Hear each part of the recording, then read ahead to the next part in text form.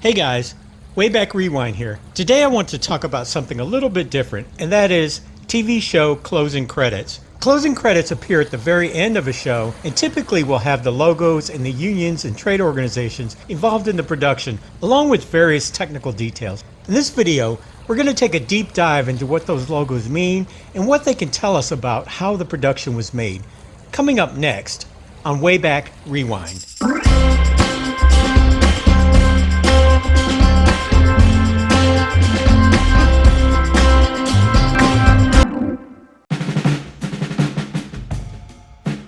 Welcome back. So what are closing credits anyway? The use of closing credits in film to list the complete production crew and the cast was not firmly established in American films until the late 1960s and early 1970s.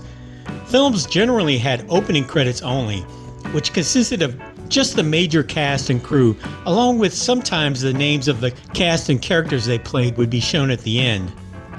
Two of the first major films to contain extensive closing credits, but almost no opening credits, were the 1956 Around the World in 80 Days and the 1961 West Side Story.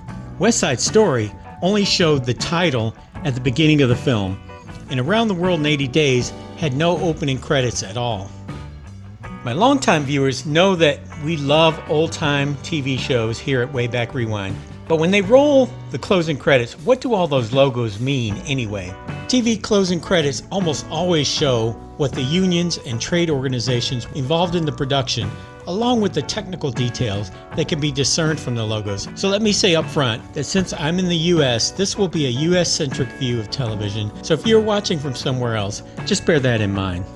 A full set of closing credits can include production sponsors, distribution companies, works of music licensed, various legal disclaimers such as copyright and more. Old TV shows had a ton of information in that final title card. Nowadays, with modern shows, the information is too small to read or passes by very quickly. Since I pretty much only watch old TV, the credits are usually a series of static frames. Sometimes they will show clips or flashbacks from the episode. Before we had DVRs or crystal clear freeze frames, it was difficult to see all this information. Two of the most common logos you will see on almost all TV shows are the International Alliance of Theatrical Stage Employees, IATSE or IATSE, and the Alliance of Motion Picture and Television Producers, AMPTP. IATSE is a labor union representing over 168,000 technicians and craftspersons in the entertainment industry, including live theater, motion picture and television production, broadcasting trade shows in the United States and Canada. On my old TV, this was so small and blurry, I always thought this was ATS 13. Now I know it's IATSE. IATSE was founded in 1893 when representatives of stagehands met in New York City and pledged to support each other's efforts to establish fair wages and working conditions for their members. The AMPTP is a trade association based in Sherman Oaks, California that represents over 350 television and film production companies in collective bargaining negotiations with entertainment trade unions. The AMPTP was founded in 1924 as the Association of Motion Picture Producers, or AMPP. It merged with the Alliance of Television Film Producers, or ATFP, in 1964 to become the AMPTP. You'll see in TV shows made before 1964 will often have the ATFP logo. Newer shows, you see the AMPTP. The third most likely logo to be seen is probably the Television Code, also known as the Code of Practices for Television Broadcasters. It was a set of standards adopted by the National Association of Broadcasters for television programming from 1952 to 1983. The code was created to self-regulate the industry in hopes of avoiding proposed government regulation that was believed would limit free speech on television. Like a lot of things, it didn't go as planned. Instead, the exact opposite happened. In 1976, a federal judge ruled that the code's family viewing hour violated the First Amendment. Under further threats of legal action, the NAB decided to eliminate the remainder of the television code in 1983. TV shows made after that, you will no longer see the television code in the credits. Okay, so let's dig deeper into what else we can learn from the closing credits. Here's a shot from MASH, and we can learn a lot from this one. First thing you see is Color by Deluxe. Deluxe Corporation was founded in 1915 by the Hungarian-born American film producer William Fox. Yes, that Fox, the founder of Fox Films. During the Depression in 1932, Fox sold Deluxe, but later bought it back after merging with 20th Century Films. Consequently, productions by 20th Century Fox use the Deluxe color process, which is Eastman color based, meaning it's basically Kodak film. The current 20th Century Studios is the legacy company formed in 1935 by the merger of Fox Films with 20th Century Pictures. William Fox had lost control of Fox Films in 1930 during a hostile takeover and consequently was never a part of the studio which bore his name for 85 years. In further irony, when Disney purchased 20th Century Fox in 2020, the Fox name stayed with the news and sports division, which have no connection to the original Fox Films or William Fox. The production code or episode code is used to uniquely identify episodes within a TV series. Each show has its own code format, so it's not always possible to identify the show from the code itself. RCA Photophone was the trade name given to one of four major competing technologies that emerged in the American film industry in the late 1920s for the synchronization of recorded audio to a motion picture image.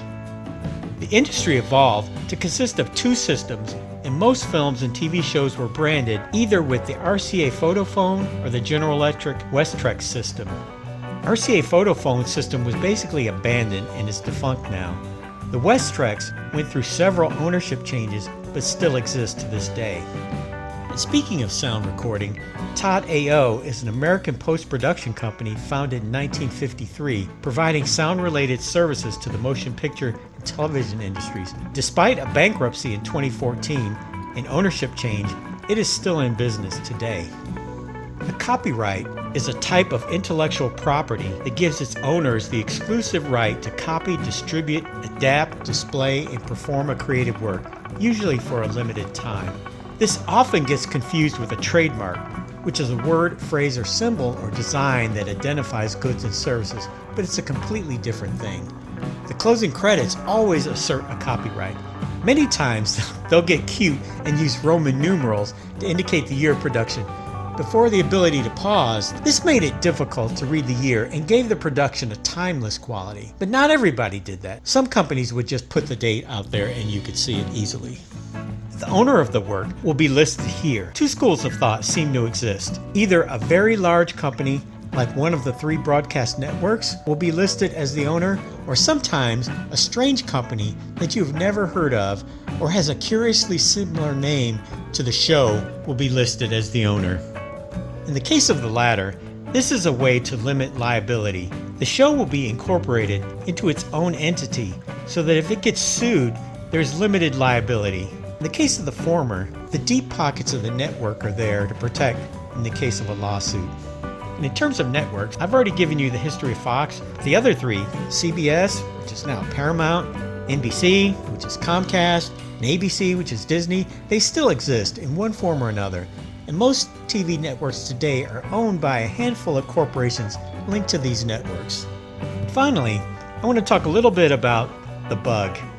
You've seen this on virtually every screenshot that I've shared, but TV networks today use a sort of a digital on-screen graphic, in the United States called a bug, or in some places called a dog for digitally oriented graphic.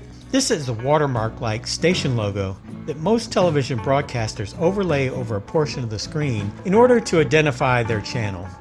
The watermark leaves a permanent source of the programming. In the case of the US, the bug will usually start in color with additional information and then fades into a monochrome and semi-transparent image.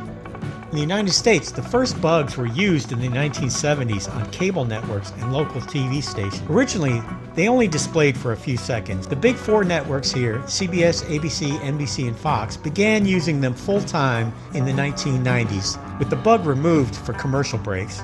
News channels will often include news and weather information along with other pertinent information there in the bug. Technically, it's not a bug, but I'd be remiss to not point out that it used to be very common to find advertising pasted into the closing credits of many TV shows. These were usually stripped out for syndication, so it's not common to see them today. Not only because you're giving free advertising, but in the case of cigarette and alcohol today, these products are banned from television advertising. Sometimes they sneak their way into a broadcast or are left in for nostalgia reasons. So now you know what most of these logos that you see in the TV closing credits mean. Most of the companies that were associated with TV production from 60 or more years ago are still in business, and even if the ownership has changed multiple times, many of these are still around today. If you see a logo in the closing credits and you can't figure it out, leave it in the comments. I'll do some more research and maybe we can all figure it out together. I hope you found this interesting. And it's a bit off the beaten path here for Wayback Rewind, but I thought it would be something that you might find interesting. And as always, please like or subscribe to my channel, and thanks for watching.